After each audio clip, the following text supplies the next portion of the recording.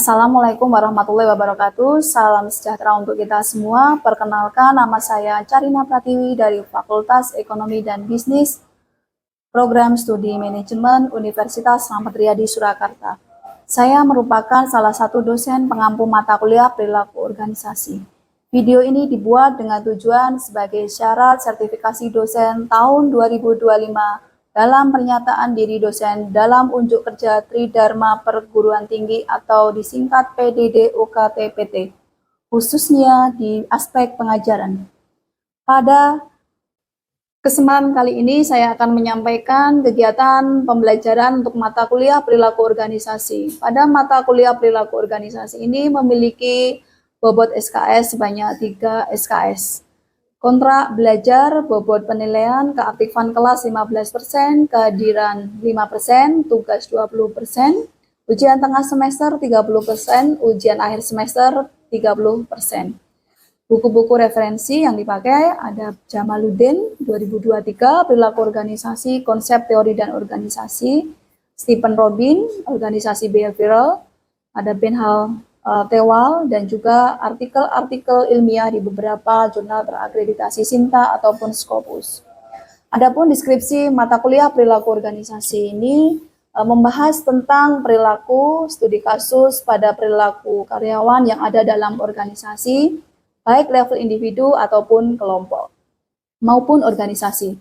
Sedangkan topik dalam pembahasan dalam perilaku organisasi bertujuan mengkaji tentang kepemimpinan, komunikasi organisasi, perubahan organisasi, dinamika kelompok, dan juga pengembangan organisasi.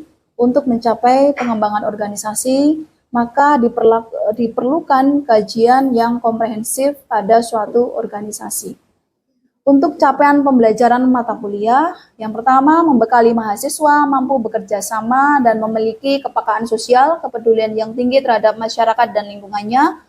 Yang kedua, mampu bertanggung jawab atas pencapaian hasil kerja kelompok dan melakukan supervisi serta evaluasi terhadap penyelesaian pekerjaan yang ditugaskan. Yang ketiga, mampu memelihara dan mengembangkan jejaring kolega, sejawat, dan menghasilkan kerjasama di dalam maupun di luar lembaga saat nanti bekerja. Yang keempat, mampu berkomunikasi, bernegosiasi secara efektif baik lisan maupun tulisan dengan berbagai saluran komunikasi.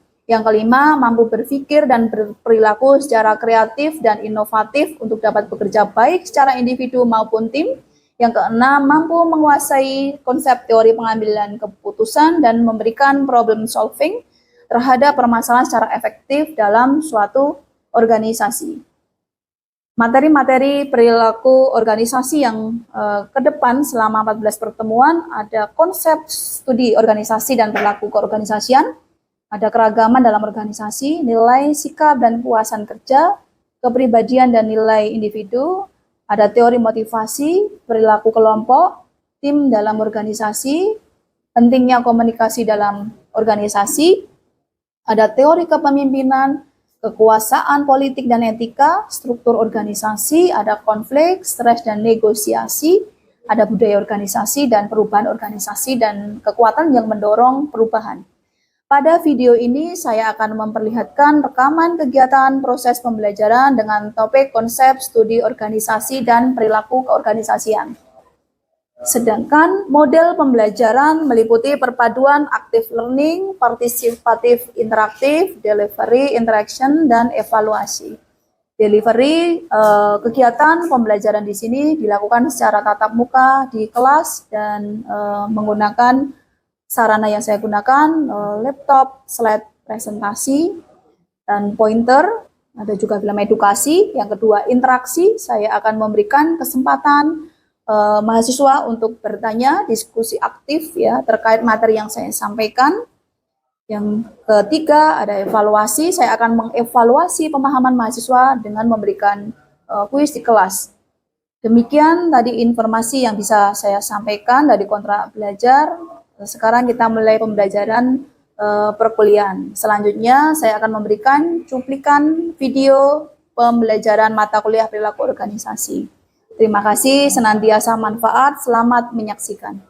Baik, selamat pagi teman-teman. Ya, Assalamualaikum warahmatullahi wabarakatuh. Waalaikumsalam warahmatullahi wabarakatuh. Ya, kabarnya bagaimana hari ini? Alhamdulillah, sehat semua ya?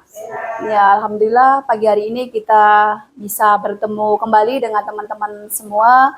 Semoga dalam keadaan sehat dan afiat semua ya, amin. Sebelum kita memulai perkuliahan hari ini, kita berdoa menurut agama dan kepercayaan masing-masing. Berdoa dipersilahkan.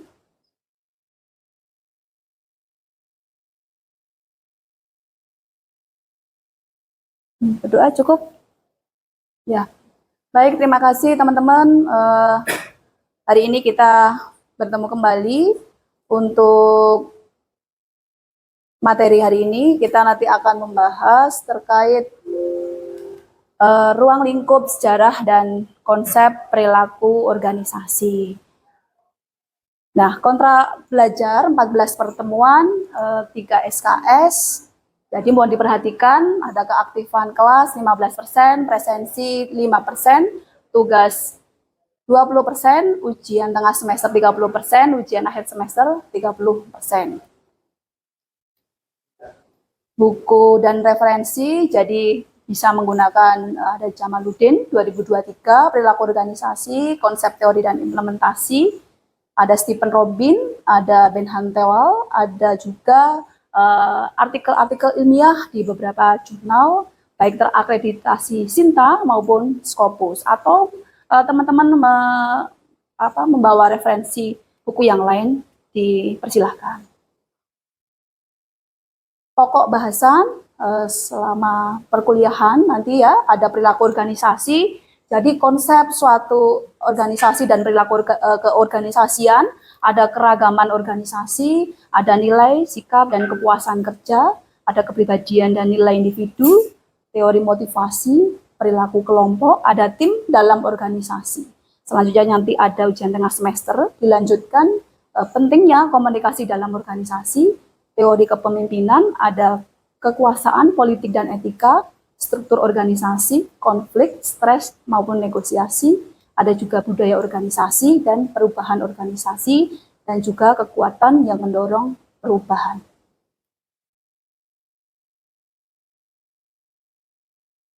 Untuk RPS, CPL, dan CPMK terlampir, sudah saya sampaikan tadi. Nah, kita masuk ke materi ya teman-teman semua. Nah, sebelum kita berbicara perilaku organisasi ya, jadi kita pendahuluan dulu. Jadi manusia itu sudah mempelajari perilaku organisasi sudah berlangsung dari zaman dahulu. Jadi teman-teman belum lahir ya ini ya. Jadi pada awal abad 20 manusia itu sudah mengembangkan yang namanya ilmu-ilmu tentang perilaku organisasi. Jadi sejarah perilaku organisasi di sini menjelaskan bagaimana perkembangan perilaku organisasi dari masa ke masa. Jadi perilaku organisasi di sini melalui banyak tahap maupun perkembangan sesuai dengan kejadian nyata yang diambil dari para individu berperilaku dalam organisasi. Nah, jadi kita berbicara dulu sebelum mempelajari perilaku organisasi, kita belajar sejarahnya terlebih dahulu. Jadi para ahli di sini mengungkapkan bahwa perkembangan pengetahuan tentang berperilaku organisasi itu akan meningkatkan yang namanya keefektivitasan kinerja seseorang di dalam suatu organisasi. Nah, di sini sejarah perilaku organisasi. Nah, tentunya minat untuk mempelajari perilaku organisasi bisa ditelusuri dari periode sejarah. Hal ini bisa dijumpai karya filosof Yunani Plato, jadi membagi tingkah laku jiwa manusia itu menjadi 3. Yang pertama ada filsafat atau filosofis. Jadi di sini merupakan alat untuk menggapai ilmu pengetahuan dan kemengertian. Yang kedua itu ada spirit atau ambisi, di mana aspek manusia itu berusaha mencari kekuasaan ataupun memenuhi ambisinya. Yang ketiga ada appetite ataupun nafsu, jadi keinginan manusia untuk memenuhi selera ya, makan, minum ya, uang dan lain sebagainya. Nah, ini sejarah perilaku organisasi. Nah, fase perkembangan perilaku organisasi di sini ada beberapa fase ya. Yang pertama ada masa industri atau revolusi industri abad ke-18. Jadi terdiri pada masa ini ada unit ataupun subsistem. Jadi ada teknik ataupun komersialisasi pembelian produksi ataupun penjualan. Yang kedua ada kegiatan keuangan, keamanan termasuk perlindungan, ada perhitungan, ada juga administrasi Puaj. Ada yang masih ingat Puaj itu apa Puaj? Manjangan apa Puaj? Atau Puaj itu apa? P-nya apa? Mas Dadi, planning ya, planning. O-nya apa? Organizing, apalagi executing, controlling. Ya, terima kasih Mas Dani. Nah, tokoh-tokohnya siapa? Antara lain ada Max Weber, ada Henry Fayol, ada Henry Taylor. Nah, Max Weber itu kontribusinya apa? Henry Fayol apa yang diberikan dan hasilnya apa? Nanti akan kita bahas di slide selanjutnya. Nah, hasil temuan dari teori Max Weber ada teori birokrasi. Jadi Max Weber di sini mengemukakan teori birokrasi itu menjadi dasar bagi banyak organisasi modern. Jadi pada teori ini menekankan struktur organisasi yang rasional, yang efisien, yang impersonal untuk mencapai tujuan organisasi. Nah, jadi temuan-temuan dalam teori birokrasi Max Weber ini antara lain ada birokrasi itu sebagai bentuk organisasi ideal, ada pembagian kerja, ada aturan ataupun prosedur termasuk efisiensi dan juga rasionalitas. Nah, ini hasil temuan dari Max Weber. Nah, selanjutnya ada Henry Fayol, jadi dikenal karena pemikirannya tentang manajemen organisasi. Jadi temuan yang paling terkenal adalah 5 fungsi utama manajemen dan juga 14 prinsip manajemen yang masih relevan hingga saat ini. Nah, 5 fungsi utama itu ada perencanaan ya, planning di mana menetapkan tujuan dan juga cara mencapainya. Yang kedua ada pengorganisasian, organizing, jadi mengatur sumber daya dan juga struktur organisasi. Yang ketiga ada pengarahan, commanding, jadi memberikan perintah dan juga memimpin karyawan. Yang keempat pengkoordinasian, jadi menggabungkan berbagai aktivitas dan juga sumber daya untuk mencapai tujuan. Yang kelima pengendalian, controlling, jadi memastikan bahwa segala sesuatu berjalan sesuai dengan rencananya. Nah, ini fungsi utama dari manajemen menurut Henry Fayol. Terus selanjutnya ada Taylor, jadi di sini lebih dikenal sebagai manajemen ilmiah, jadi berfokus pada peningkatan efisiensi dan juga produktivitas melalui pendekatan ilmiah untuk pekerjaannya. Ya, jadi temuan F.B. Taylor antara lain ada studi waktu dan gerak, ada juga seleksi dan pelatihan ilmiah karyawan, ada kerja sama antara manajemen dan pekerja, ada juga pembagian tugas dan juga tanggung jawab, ada penerapan prinsip sains dan juga manajemen, ada peningkatan efisiensi dan juga produktivitas. Nah, selanjutnya sejarah, kita masuk ke sejarah perilaku organisasi pada masa neoklasik, ya. Jadi pada masa neoklasik di sini pengakuan mengenai sifat sosial dari organisasi. Jadi pada masa inilah hubungan-hubungan manusia itu mulai diperhatikan. Jadi memandang organisasi di sini sebagai suatu yang terdiri dari tugas-tugas manusia. Nah, tokohnya siapa? Ada Elton Mayo, ada Max Greger, ada juga Ari Kris ya. Terus selanjutnya ada masa modern. Jadi pada masa perilaku organisasi di sini mendekati masalah itu sebagai suatu sistem secara keseluruhan dengan memperhatikan beberapa variabel dan juga proses dinamis berkaitan dengan sistem dan juga hubungan sistem dalam lingkungan ya, termasuk sosial, aturan, politik, ekonomi dan lain-lain. Nah, kontribusi dari Elton Mayo di sini, khususnya dari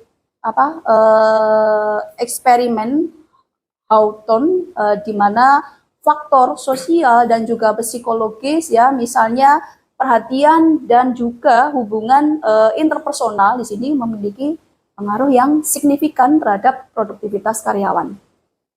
Nah, sedangkan kontribusi Max Greger di sini mengidentifikasi dua pendekatan yang berbeda yang mendasari motivasi karyawan dalam organisasi. Jadi teori X yaitu mengasumsikan bahwa karyawan itu secara alami tidak suka bekerja, jadi menghindari tanggung jawab dan perlu diawasi secara ketat. Nah, sebaliknya teori Y di situ mengasumsikan bahwa karyawan itu menikmati pekerjaannya, memotivasi secara intrinsik dan juga mampu mengarahkan diri sendiri dan bertanggung jawab.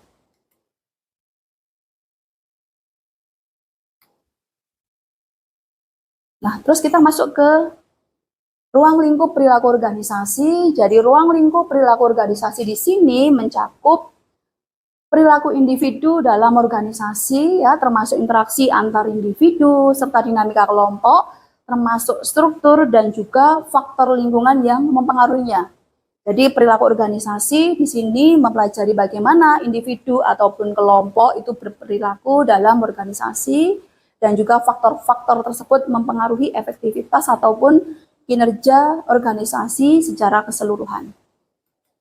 Tujuan dari perilaku organisasi itu apa? Jadi memahami, memprediksi, mempengaruhi perilaku individu dan juga kelompok dalam organisasi. Nah, tujuannya apa? Jadi di sini meningkatkan efektivitas ataupun efisiensi organisasi dengan menciptakan lingkungan kerja yang kondusif, meningkatkan produktivitas, termasuk juga untuk mencapai tujuan organisasi. Nah, ini merupakan tujuan dari perilaku organisasi. Nah, manfaatnya apa? Jadi manfaatnya di sini tentunya memiliki banyak manfaat ya. Kenapa kita belajar perilaku organisasi? Jadi bisa membantu individu dalam memahami diri sendiri dan juga orang lain, termasuk juga meningkatkan hubungan interpersonal, membantu manajer dalam memahami ataupun mempengaruhi lingkungan, termasuk juga meningkatkan kinerja individu dan juga organisasi secara keseluruhan. Nah, itu manfaat dari perilaku organisasi. Nah, konsep dari organisasi sendiri, jadi hakikat organisasi sistem sosial, jadi keberadaan suatu sistem sosial itu menyatakan secara tidak langsung bahwa lingkungan organisasi itu bersifat dinamis ya. Jadi semua bagian dari sistem itu tidak bisa berdiri sendiri ya tentunya. Jadi saling bergantung dan juga saling mempengaruhi tentunya. Nah, selanjutnya saling adanya kepentingan. Nah, tentunya organisasi itu membutuhkan orang. Dan orang itu juga membutuhkan organisasi. Artinya di sini organisasi mempunyai tujuan yang dimaksudkan untuk memberikan kesejahteraan bagi anggotanya. Jadi tentunya organisasi ini didirikan itu berdasarkan adanya kepentingan ya, kepentingan di antara anggotanya. Ya, misalkan.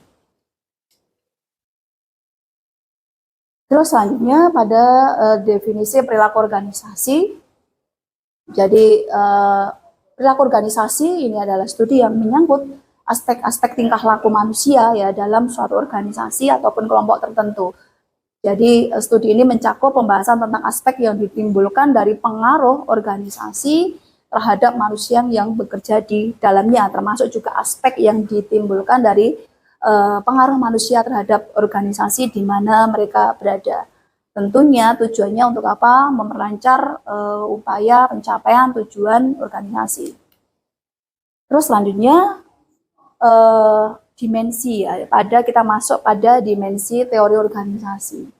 Nah, beberapa dimensi teori organisasi itu yang pertama ada dimensi teknis. Dimensi teknis itu apa? Jadi menekankan pada kecakapan yang dibutuhkan untuk menggerakkan suatu organisasi.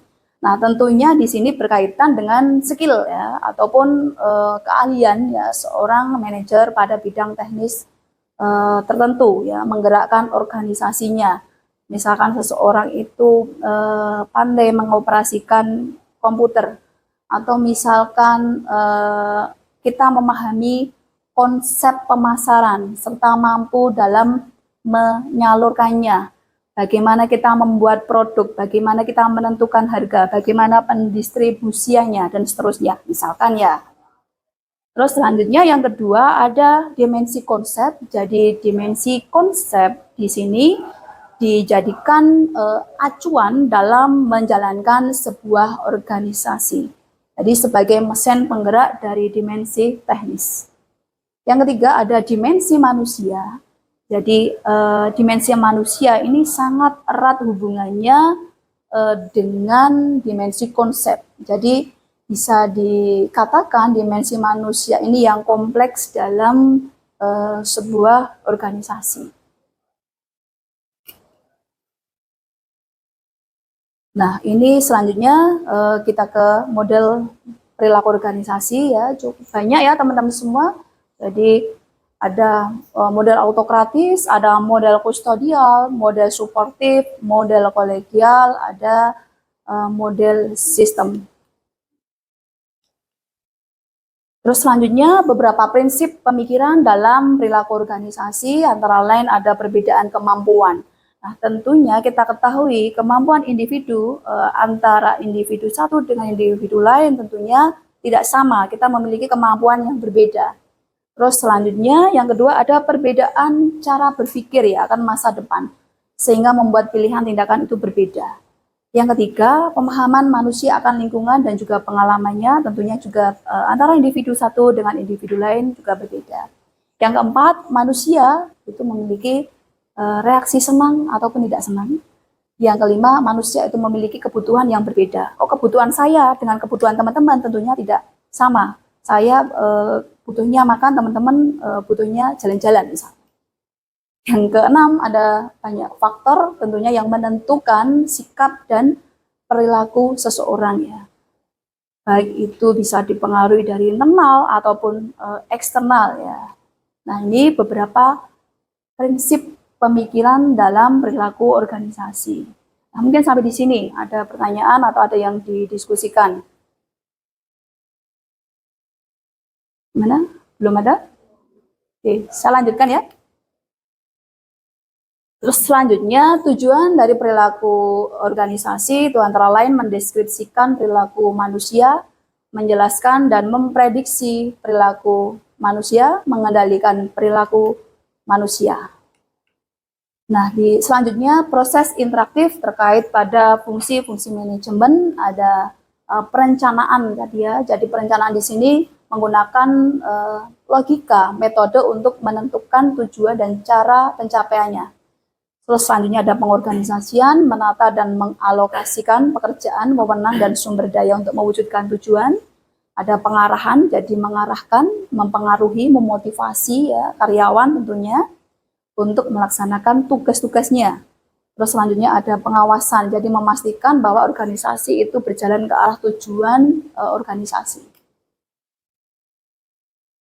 Selanjutnya peran manajemen di sini ya, peran pembuatan keputusan ya, peran penanganan informasi dan juga peran hubungan antar pribadi.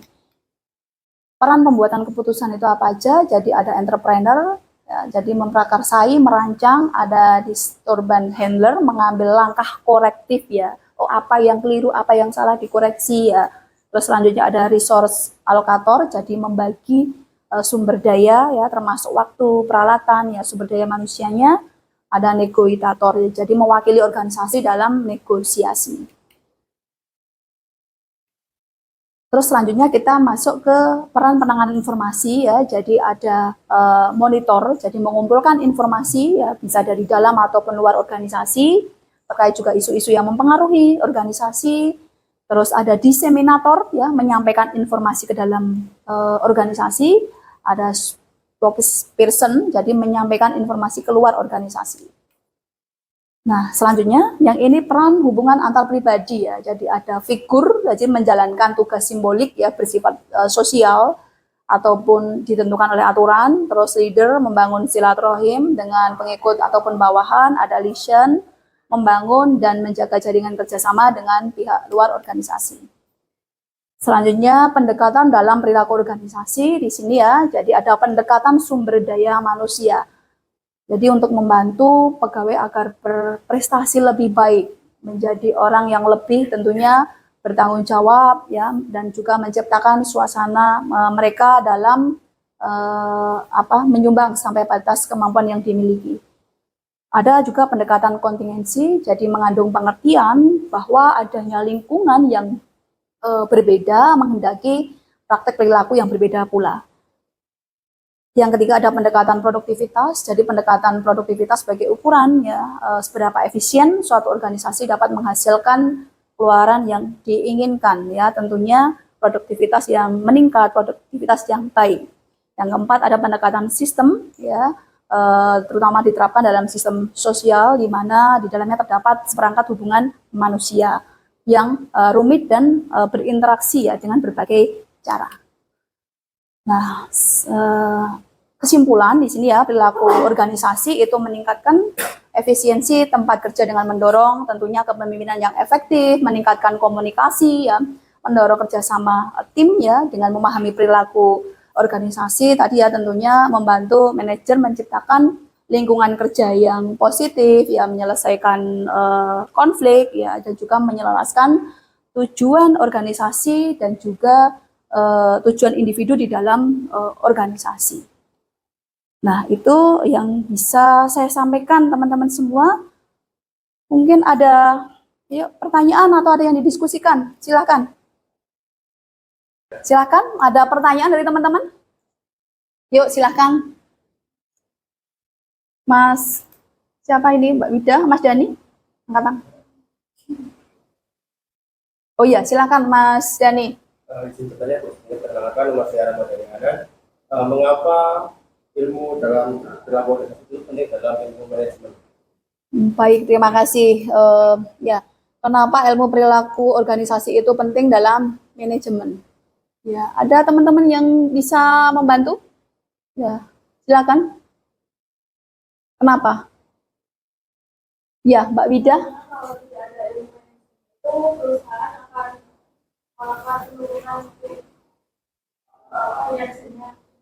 penurunan kinerja. Baik. Ada lagi? Ya, silakan Mas Raffi.